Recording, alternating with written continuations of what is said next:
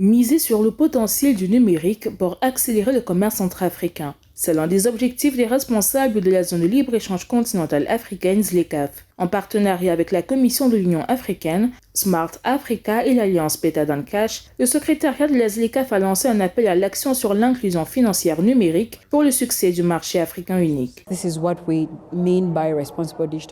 que nous entendons par paiement numérique responsable, qui sont maintenant intégrés dans le protocole sur le commerce numérique, qui font partie des stratégies nationales comme les National Smart Train Goals de Rwanda, qui ont été lancées en 2000. En tant que continent, nous sommes sur le point de nous rassembler pour faire avancer les choses grâce à la mise en œuvre de la ZLECAf, qui examine comment nous achetons et vendons les uns avec les autres, comment ce beau tissu, ces marchandises en provenance d'Égypte, iront de l'Égypte à tout le monde.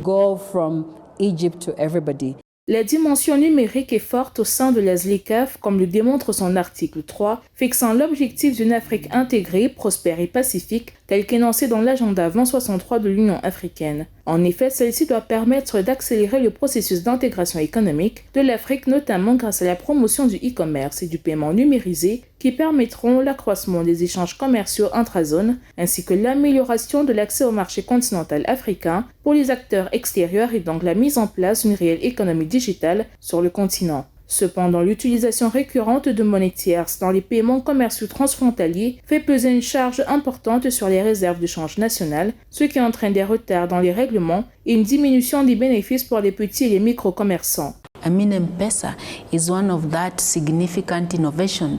Je veux parler de M-Pesa, qui est l'une de ces innovations significatives qui peut également nous aider à inciter d'autres pays africains à commencer à commercer les uns avec les autres, parce que là où il y a des échanges commerciaux, on parle aussi de moyens de paiement. La question est, quel est le mode de paiement acceptable?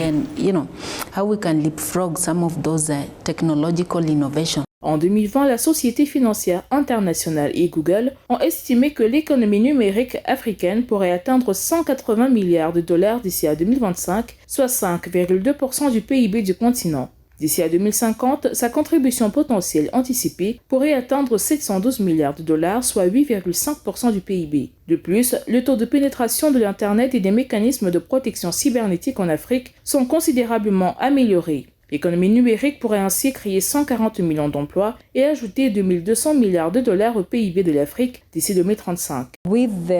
Avec la possibilité d'être en ligne, de faire des transactions numériques, ils forment des garanties numériques avec lesquelles ils peuvent accéder au financement pour faire du partage mobile. À date, seuls 28 pays africains disposent de lois sur la protection des consommateurs applicables aux transactions en ligne, tandis que le taux de pénétration de la 3G et de la 4G est actuellement estimé à 25%. Ainsi, pour les experts, la construction d'infrastructures numériques adaptées est par conséquent essentielle au bon fonctionnement de la ZLECAf.